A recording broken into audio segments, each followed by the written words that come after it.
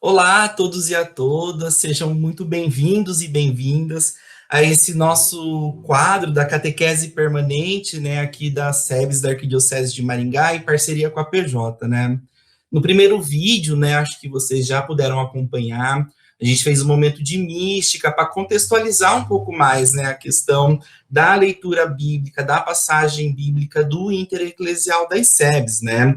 Então, só lembrando, o Intereclesial das SEBS, né, ele vai ter como tema SEBS, Igreja em Saída na Defesa da Vida das Juventudes, e lema, o meu desejo é a vida do meu povo, que está ali em Esther, né? E hoje nós vamos estar conversando com o pessoal da Pastoral da Juventude da Diocese de Foz do Iguaçu, e nós vamos estar falando, né, sobre esse desejo da vida do povo e essa área que aflige tanto a vida do povo, principalmente das mulheres, que é essa questão dos ciclos de violência contra as mulheres, né? Mas eu não vou estar aqui sozinho conversando com vocês no vídeo de hoje, né? Temos uma equipe muito boa que vai estar conversando com vocês. Temos a Gabi, ela é do GT da campanha nacional, né, do enfrentamento aos ciclos de violência contra as mulheres lá em Foz do Iguaçu. Ela participa do grupo de base, ela também é uma futura advogada, está estudando aí, né, na nossa base. Nós também vamos conversar hoje com a Deise. Ela é assessora da PJ de Foz, pedagoga e também mestranda em educação. Vamos conversar com a Diane também. Ela também é assessora da PJ de Foz, advogada e especialista em direito da família. Que bacana, né? O Rudinei também, que ele é assessor da PJ, ele também é advogado, vai estar conversando com a gente. E também o William, né? Ele é atual coordenador diocesano da PJ de Foz e também é jornalista, né? E eu, como já me apresentei no vídeo passado, eu sou o Marcos, atual coordenador regional da Pastoral da Juventude, sou psicólogo e também mestrando em Tecnologia e Sociedade. Então, que tenhamos uma boa roda de conversa sobre essa temática que aflige muitas e muitas pessoas dentro das nossas igrejas, dentro das nossas casas, que é tão importante. Então, agora eu chamo o William, né, para vir conversar com a gente, conduzir esse momento inicial. William, é com você. Obrigado, Marcos. Eu quero ler um pequeno poema para a gente começar o nosso encontro. E começa assim. Para que servem as mãos? As mãos de Maria Antonieta, ao receber o beijo de Mirabel, salvou o trono da França e apagou a auréola do famoso revolucionário.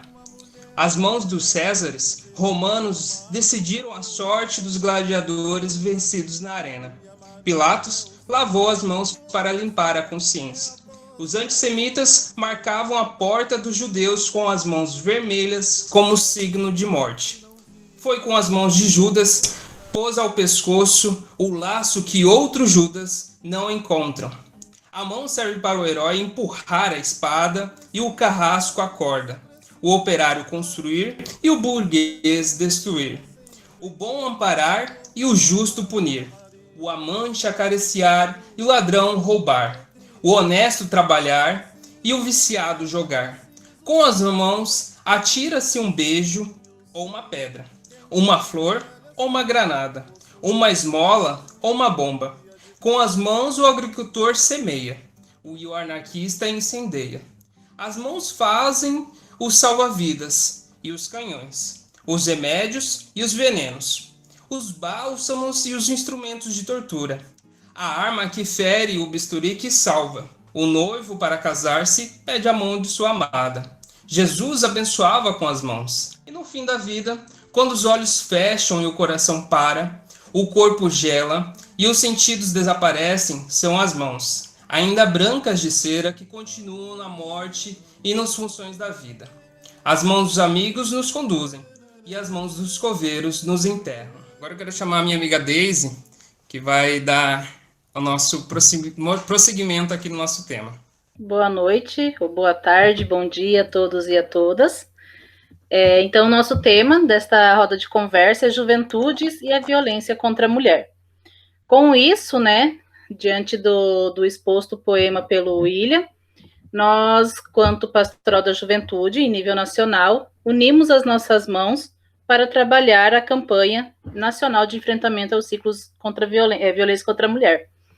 E a partir desta campanha, nós pudemos organizar aqui na cidade de Foz do Iguaçu, assim como em vários outros lugares do nosso país, o grupo de trabalho, né, que seria o GT das mulheres, como nós nomeamos aqui em Foz.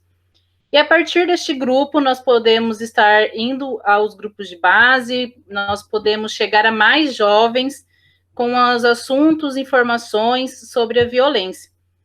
E foi a partir desses encontros que nós conseguimos perceber que mesmo as informações e todo o conhecimento estando por todos os cantos, sendo falado, tanto na mídia quanto na internet, nós ainda percebemos o quanto falta informações para alguns jovens e algumas jovens. Um dos exemplos que foi observado, que muitos ainda não conheciam os tipos de violência. Quando se fala em violência contra a mulher, eles logo, quando eram questionados a isso, né, eles logo respondiam a violência física, mas eles não lembravam da psicológica, não sabiam da moral, da patrimonial muito menos, né, e nem da violência sexual. Então, assim, nós percebemos o quanto, em pleno século XXI, ainda esse assunto é um tabu em meio à juventude. Enquanto muitos jovens, muitas meninas, muitos meninos, não identificam que estão vivendo num relacionamento abusivo, não identificam as violências que sofrem dentro do seu relacionamento. E com isso nós percebemos o quão era importante abordarmos vários outros assuntos além dos encontros. O pontapé foi os encontros para a gente poder conhecer a nossa base melhor, nos aproximarmos e saber como lidar com isso. E diante disso, podemos fazer algumas ações no Instagram, né, a conta da pastoral na diocese, com alguns temas diversos, com interações com os grupos de base, envolvendo sempre o grupo de base, convidando sempre tanto as meninas quanto os meninos a fazerem parte, uma vez que a campanha ela é ampla, é para todos e para todas, não somente para as mulheres. Nós precisamos também dos meninos e dos homens nos abraçando e também nos acolhendo e segurando as nossas mãos nesta campanha. Tanto que a ciranda é vamos dar as mãos e erguer as bandeiras. Quando nós falamos vamos dar as mãos, não é somente nós mulheres, é todos nós, né? Todos os homens, todas as mulheres, os jovens, os adultos, as crianças, adolescentes, os idosos, então somos todos nós. E diante de todas as pesquisas, quando iríamos para os grupos, porque vários questionamentos eram feitos, poderiam chegar até nós, e nós sempre procurarmos dar esse retorno, não deixar esses jovens, né, sem um retorno, foi possível perceber que é muito recente os programas e tudo que é feito ajudando a mulher contra esta violência. Tanto que o estado do Paraná, ele em 2015, ele passou de terceiro lugar do estado mais violento, que mais tinha casos de violência contra a mulher, para 19º. Isso só foi possível a partir de campanhas e projetos. E com isso, hoje nós temos dentro da Pastoral da Juventude também uma campanha. E mesmo ela sendo organizada para 3 anos, a partir de 2018, no encontro, na ampliada nacional que teve em Erechim, no Rio Grande do Sul, perceberam-se, né, que era preciso ampliar. Então, foi atualizado o projeto, existe um novo projeto até 2023, para que nós não acabemos por aqui os nossos assuntos, e ainda mais depois de uma pandemia, que foi possível perceber o quanto aumentou o número de violência dentro de casa, uma vez que as vítimas estão mais tempo com seus agressores. Mesmo sendo, às vezes, muito desconhecido por nós, uma pessoa próxima a nós pode estar passando e a gente não sabe. E também outra coisa que nós percebemos diante desses encontros, que muitos sabem sobre a Lei Maria da Penha, mas ninguém sabe o que é, como surgiu, por que foi criada, né? E Maria da Penha nada mais foi uma mulher que sofreu a violência doméstica.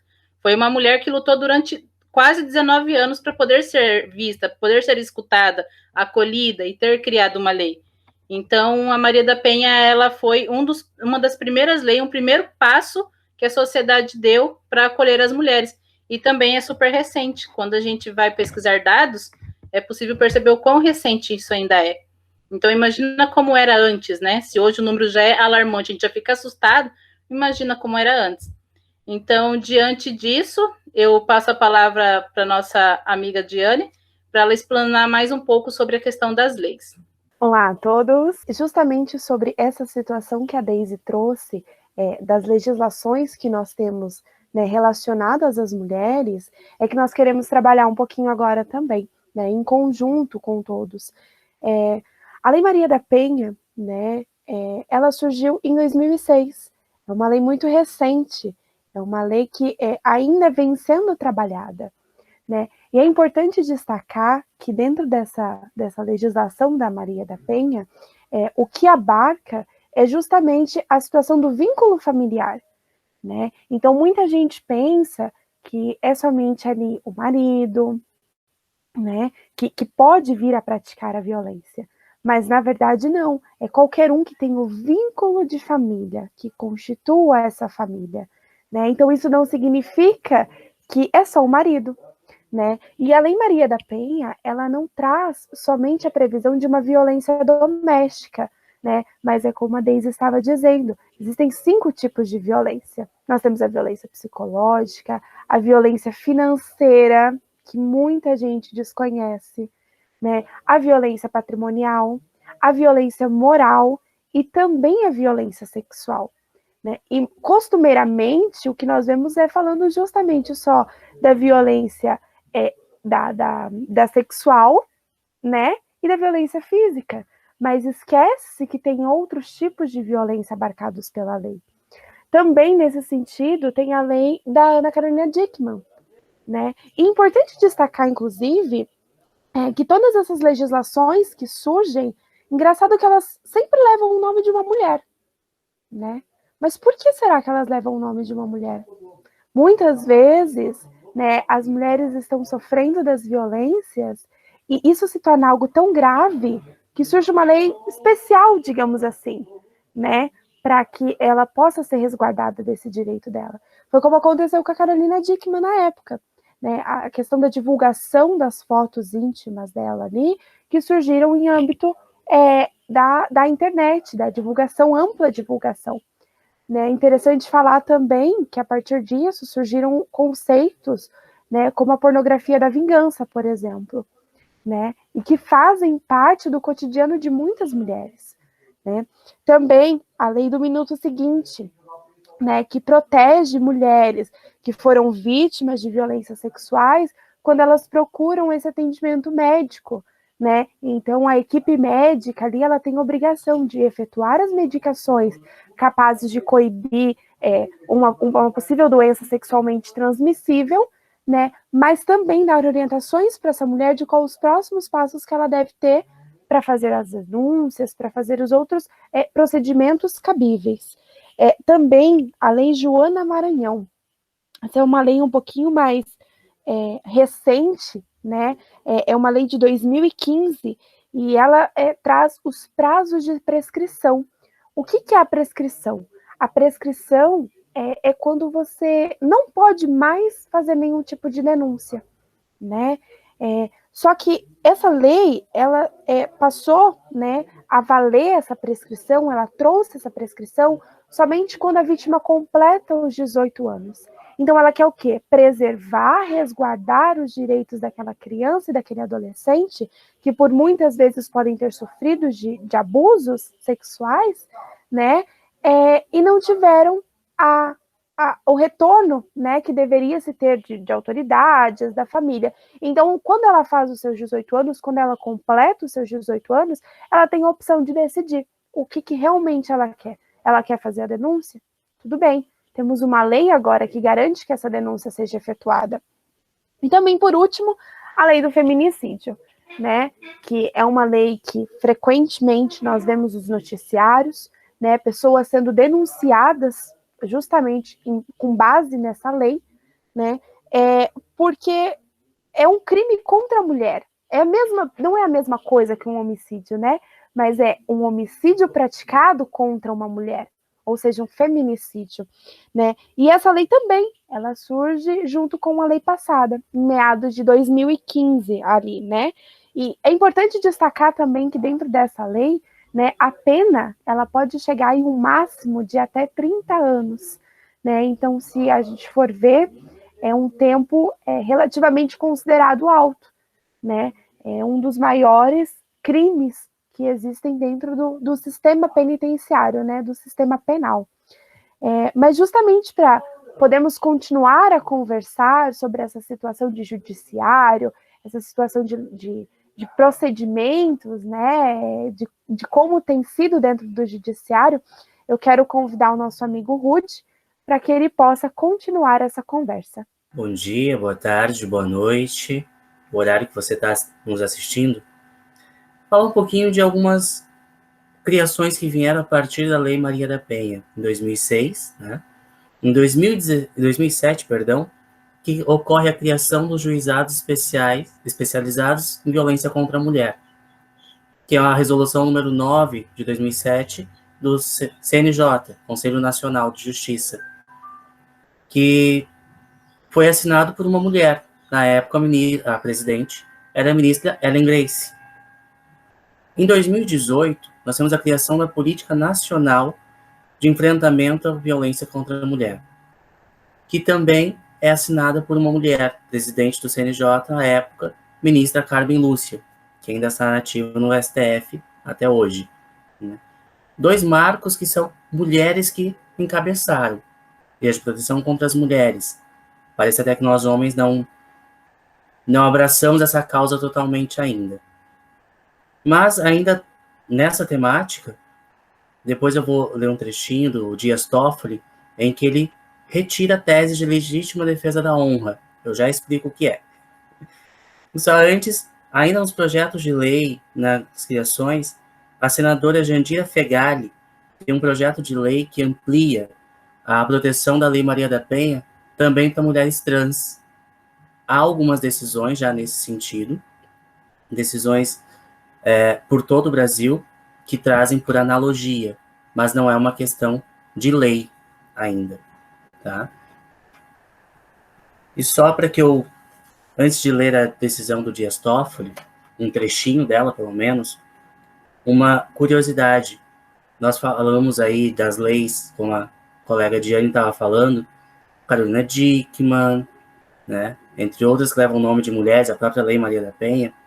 Há uma questão de 92, quando houve o caso da Daniela Pérez, né, que foi assassinada pelo Guilherme de Pádua, e 2 anos depois, o crime de homicídio qualificado entrou na lista de crimes hediondos, porque a mãe dela, a Glória Pérez, encabeçou uma petição com a assinatura de milhares de pessoas para que isso acontecesse. Mas foi preciso que uma mulher morresse dessa forma para que esse crime se passasse a ser hediondo. E só para encerrar, no Dias Toffoli, um trecho do voto dele, ele fala assim, abre aspas, penso ser inaceitável diante do sublime direito à vida e à dignidade da pessoa humana que o acusado de feminicídio seja absolvido com base na esdrúxula tese de legítima defesa da honra.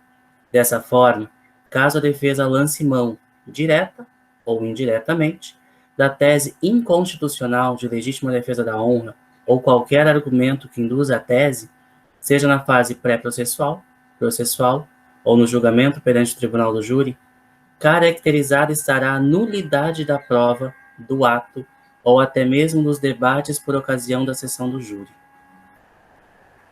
Fecha aspas. Legítima defesa da honra tem alguns casos emblemáticos no Brasil, não vou lembrá-los agora para não me estender, mas é, por exemplo, o marido que é traído e para defender a sua honra ele a lava com sangue, ele mata a esposa.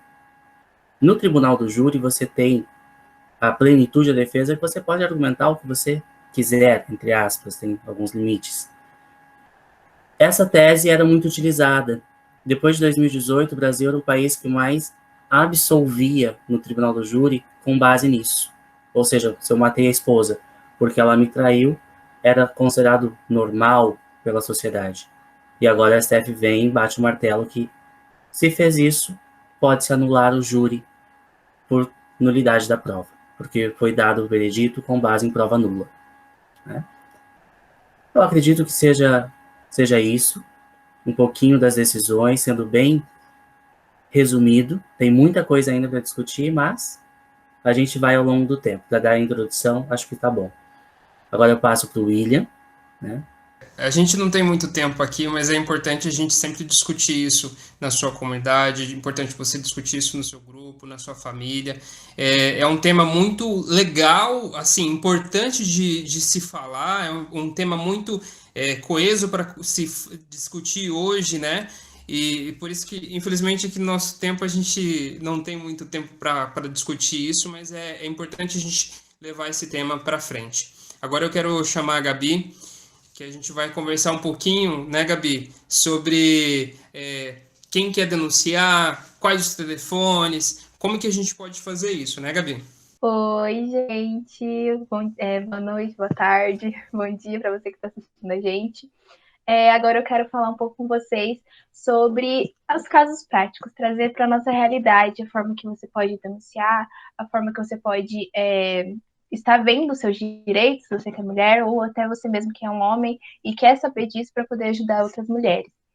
Aqui em Foz, vou começar falando sobre isso, nós temos a Patrulha Maria da Penha, que é em conjunto com a Guarda Municipal, e ela acaba, monitorando essas denúncias e essas mulheres que têm medidas protetivas.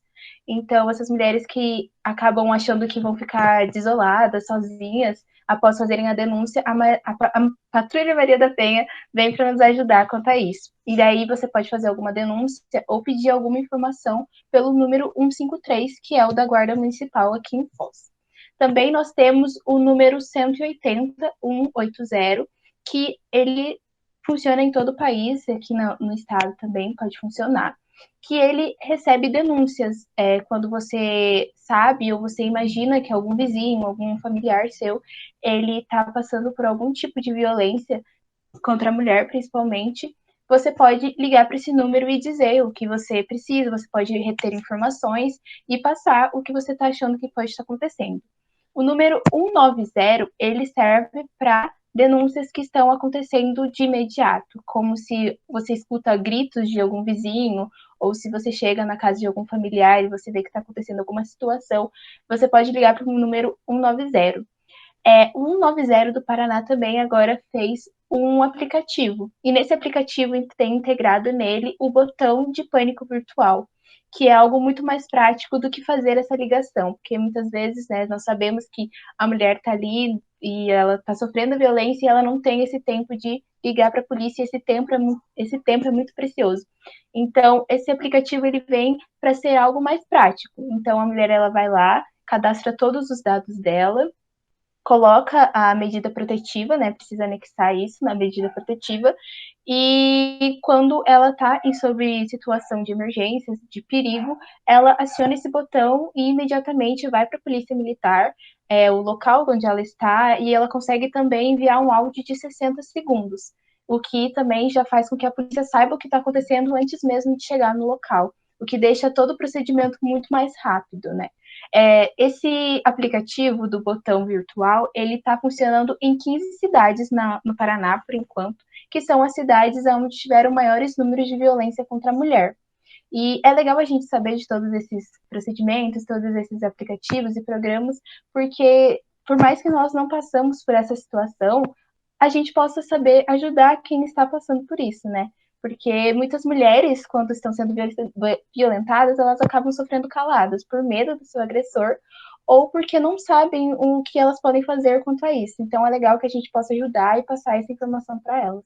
Obrigado, Gabi. E a gente se baseou esse encontro em muitas coisas, né? Como vocês já devem ter percebido, nas leis. A gente também contou alguns fatos históricos que fizeram compor muitas leis, né? Entre elas, a gente também se baseou na passagem bíblica do bom samaritano, que eu quero repassar isso para vocês nesse momento, que é a leitura do Evangelho de São Lucas, do capítulo 10, do versículo 33 ao 34, que diz o seguinte: Mas um samaritano, estando de viagem, chegou onde se encontrava o homem, e quando o viu, teve piedade dele. Aproximou-se, enfaixou-lhes as feridas, derramando nelas vinho e óleo. Depois, colocou-o sobre o próprio animal, levou-o para a hospedeira e cuidou dele. A violência ela não é para ninguém, e a gente tem que fazer o que Jesus mandou, amar ao próximo como a ti mesmo. Você tá amando o próximo? Eu quero encerrar o nosso encontro, agradecer muito a oportunidade, passar para o nosso coordenador Marcos. Para vocês verem, né? A catequese, ela também se dá na partilha da vida, né? E a partir dessa experiência que a PJ de Foz do Iguaçu trouxe para nós, a gente reza e a gente vive, né? A Gabi, ela trouxe uma parte muito importante, que são os mecanismos onde você que está sofrendo algum tipo de violência pode procurar ajuda. Ela falou das cidades, eu vou citar essas cidades que é importante, né? Então, ó, você que mora então na cidade de Apucarana, Arapongas, Araucária, Campo Largo, Cascavel, Curitiba, Fazenda Rio Grande, Foz do Iguaçu, Irati, Londrina, Maringá, Matinhos, Paranaguá, Pinhais e Ponta Grossa, vocês têm acesso, então, a esse botão do pânico, né? Então, é muito importante. E uma coisa que a PJ trabalha muito, e que a SEBS também trabalha muito, que é extremamente importante dentro dessa temática, é a prevenção. Conversem no grupo de base sobre isso, conversem ali nos grupos de reflexão sobre essa temática, porque às vezes, como o William falou, né, em briga de marido e mulher se mete a colher, sim, e a gente precisa dialogar dentro das nossas comunidades, seja adultas, seja de jovens, né? Então, muito obrigado, PJ de Foz, por trazer essa reflexão para nós, para as SEBs, para a PJ, para todas as pessoas que estão nos assistindo nesse momento. Muito obrigado mesmo. E já para finalizar, o próximo vídeo nós vamos também trazer e partilhar e também, né, aprender sobre um pouco isso mais, que é a questão da militarização da educação, algo que está acontecendo de forma avançada dentro do nosso estado.